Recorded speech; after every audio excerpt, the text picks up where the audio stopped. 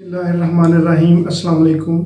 कैसे हो दोस्तों? मैं उम्मीद करता हूँ कि आप सब खैर वफ़ियत से होंगे। दोस्तों, आज मैं आपको होम्योपैथी की मेडिसिन एस्क्लेपियस क्रंथी के बारे में इंफॉर्मेशन दूंगा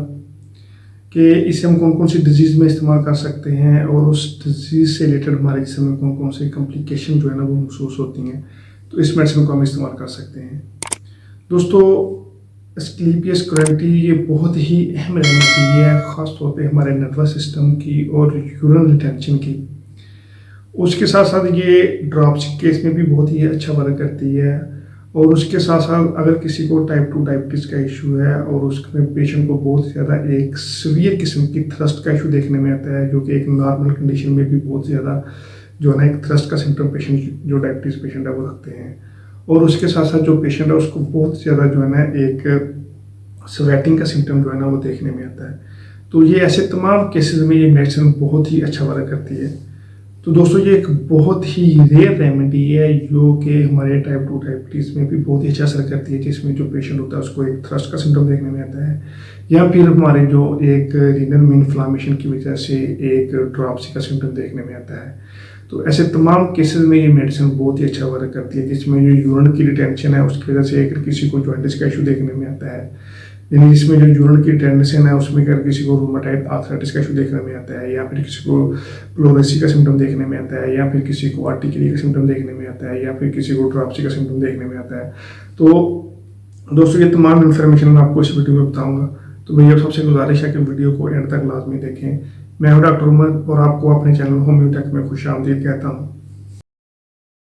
होम्योपैथी की मेडिसिन एस्क्लेपियस क्रंथी ये एक यूरिन रिटेंशन की बहुत ही अहम मेडिसिन है। यानी अगर किसी को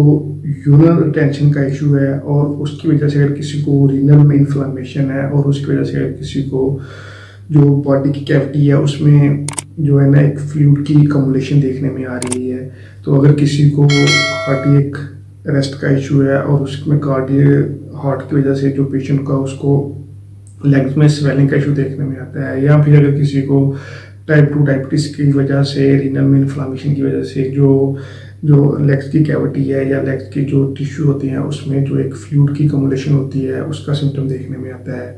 और उस सिम्टम के साथ पेशेंट को जो है ना कि चलने में टांगों में भारीपन जो है ना वो देखने में आता है। और उसके साथ जब भी पेशेंट जो है ना वो लेग्स को ज़्यादा देर जो है ना वो नीचे की तरफ फोल्ड करके रखेगा तो उसमें एक स्वेलिंग का सिम्टम जो है ना वो देखने में आएगा। उसके साथ अगर किसी को लंग्स वाले रीजन पे ब्रोंकाइटिस का सिम्टम देखने में आता है, या फिर अगर किसी को चेस्ट वाले रीजन पे एक शदीद भारीपन जो है ना वो सफोकेशन देखने में आती है। उसके साथ साथ किसी को प्लोरेसी का सिम्टम जो है ना वो देखने में आता है, लेग्स में जो है ना एक फ्लूइड की एक्युमुलेशन होगी हो। उसके साथ साथ किसी को रूमेटॉइड आर्थराइटिस का इशू देखने में आता हो, या फिर किसी को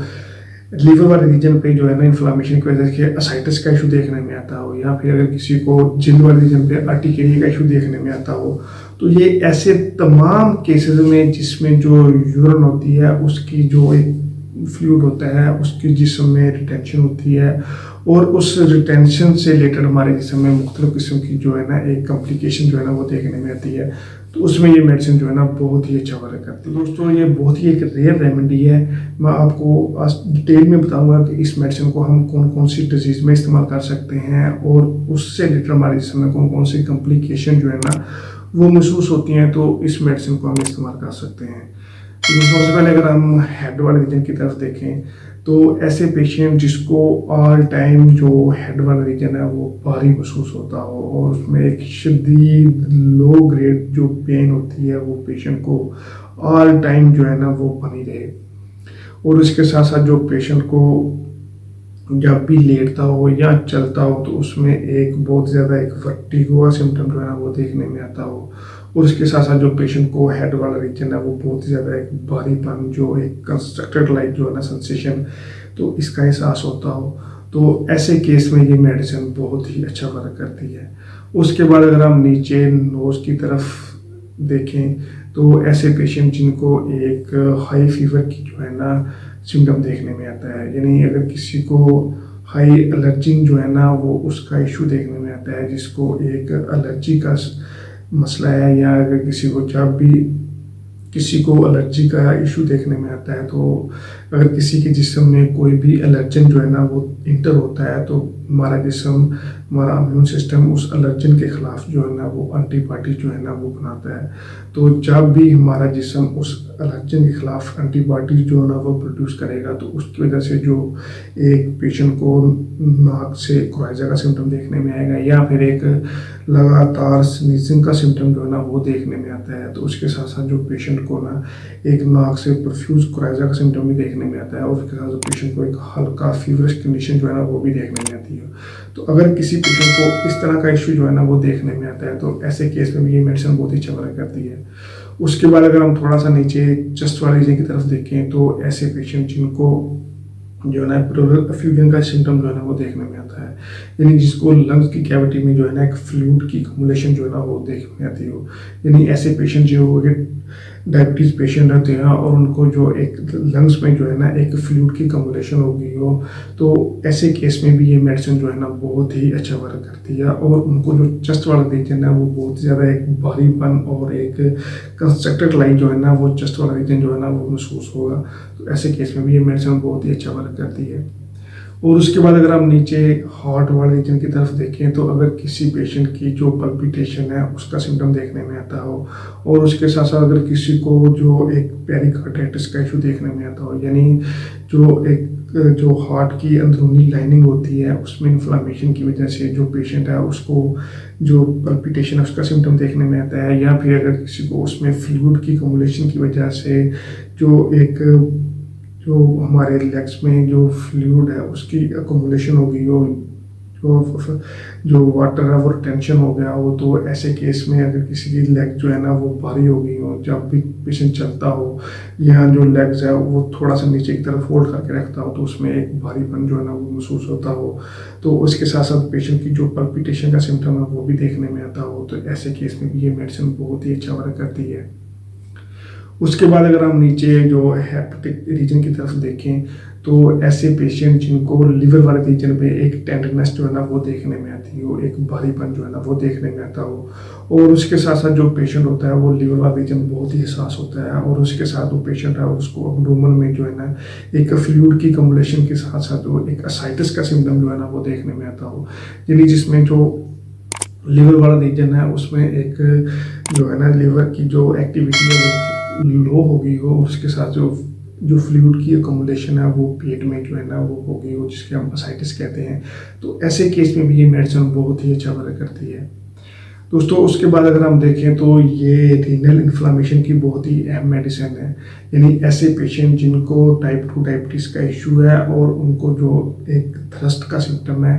वो बहुत ही शदीद हो गया हो, और पेशेंट बार बार थोड़ा थोड़ा पानी जो है ना वो इनटेक करता हो, और उसके साथ साथ जो जिस्म में जो पानी की टेंशन है वो देखने में आती हो, रीनल में इन्फ्लामेशन हो गई हो, और इस इन्फ्लामेशन की वजह से जो पेशेंट है उसको एक लेग्स में जो है ना एक भारीपन, एक टेंडरनेस और एक बियरिंग पेन, जो टेयरिंग पेन जो सिम्टम है वो देखने में आता हो। पेशेंट से चलना जो है ना वॉकिंग करना बहुत ही मुश्किल हो गया हो, और उसके साथ साथ जो पेशेंट है बहुत ही ज़्यादा जो सेंसिटिव है और वो वीक इम्यून सिस्टम जो है ना वो रखता हो, और उसके साथ जो पेशेंट है वो बहुत ही ज़्यादा जो है ना एक स्वेटिंग की अलामत भी रखता हो, यानी पेशेंट को बहुत ज़्यादा एक डायफ्रेसिस जो है ना उसका सिम्टम देखने में आता हो, तो ऐसे केस में भी ये मेडिसिन बहुत ही अच्छा वर्क करती है दोस्तों। उसके बाद अगर हम देखें तो ये मेडिसिन रूमेटॉइड आर्थराइटिस के केस में भी बहुत ही अच्छा वर्क करती है, यानी ऐसे पेशेंट जिनको जॉइंट में इन्फ्लामेशन हो गई हो, और उस इन्फ्लामेशन की वजह से जॉइंट जो है ना उसमें एक सोजिश देखने में आती हो, एक टेंडरनेस देखने में आती हो, और पेशेंट को चलने में वक्त दिक्कत देखने में आती हो, तो ऐसे केस में भी ये मेडिसिन बहुत ही अच्छा वर्क करती है दोस्तों। उसके बाद अगर हम देखें तो ये मेडिसिन जिल्द के केस में भी ये मेडिसिन बहुत ही अच्छा वर्क करती है, यानी ऐसे पेशेंट जिनको आर्टिकेरिया का इशू देखने में आता हो, और उस जिल्द के ऊपर मुख्तलिफ किस्म के जो है ना एक स्पॉट जो है ना वो एक्जिमा, अल्सरेशन, इस तरह का सिम्टम जो है ना वो देखने में आता हो, तो उसके साथ साथ जो पेशेंट है उसको यूरिन की रिटेंशन जो है ना वो देखने में आती हो, तो ऐसे तमाम केसेस में ये मेडिसिन जो है ना बहुत ही अच्छे तरीके से पेशेंट को जो है ना वो क्योर करती है। तो ये पोस्ट स्कारलेटिना के केस में भी ये मेडिसिन बहुत ही अच्छा वर्क करती है। पोस्ट स्कारलेटिना एक ऐसी कंडीशन होती है जिसमें जो पेशेंट होता है उसको जिल्द के ऊपर एक ना डर्माटाइटिस का इशू देखने में आता है और उसके ऊपर स्किन के ऊपर एक एक्यूट रेड किस्म के रैशेज जो है ना वो देखने में आते हैं और इसमें जो पेशेंट होता है वो बहुत ही रेस्टलेस कंडीशन में जो है ना वो देखा जाता है। और उसके साथ साथ जो पेशेंट होता है उसमें बहुत ही एक सीवियर किस्म की एक इन रैशेज में जो है ना एक दर्द का सिम्टम देखने में आता है। तो ये ऐसे तमाम केसेस में जिसमें जो यूरिन की रिटेंशन होती है उस यूरिन की रिटेंशन के रिलेटेड हमारे इसमें मुख्तलिफ किस्म के जो साइन और सिम्टम महसूस होते हैं, जैसे मैं आपको बताया, तो ऐसे तमाम केसेस में मेडिसिन बहुत ही अच्छा वर्क करती है। मेडिसिन एस्क्लेपियस करंटी इसे हम कौन कौन सी डिजीज में इस्तेमाल कर सकते हैं? तो दोस्तों सबसे पहले अगर हम देखें तो ये मेडिसिन ड्रॉप्स के केस में बहुत ही अच्छा वर्क करती है। उसके साथ साथ टाइप 2 डायबिटीज़ के केस में जिसमें जो पेशेंट होता है उसमें जो वाटर की थ्रस्ट होती है वो बहुत ही ज़्यादा परफ्यूज होती है, बहुत ही ज़्यादा होती है और पेशेंट जो है ना थोड़ा थोड़ा वाटर जो है ना वो थोड़ा देर बाद जो है ना वो इनटेक करता है। और उसके साथ साथ हमारे जिस्म में ये वाटर की टेंशन के साथ साथ ड्रॉप्स का सिम्टम जो है ना देखने में आता है और उसके बाद पेशेंट को जो है ना एक डायफ्रेसिस यानी जो स्वेटिंग का सिम्टम है ना वो देखने में आता है। तो ऐसे तमाम केसेस में ये मेडिसिन बहुत ही अच्छा वर्क करती है। उसके साथ ये मेडिसिन जो है ना जो लंग्स में एक फ्लूइड की डिपोजिशन हो रही हो तो ऐसे केस में ये मेडिसिन बहुत अच्छी वर्क करती है। उसके साथ अगर हम देखें तो ये मेडिसिन जो है ना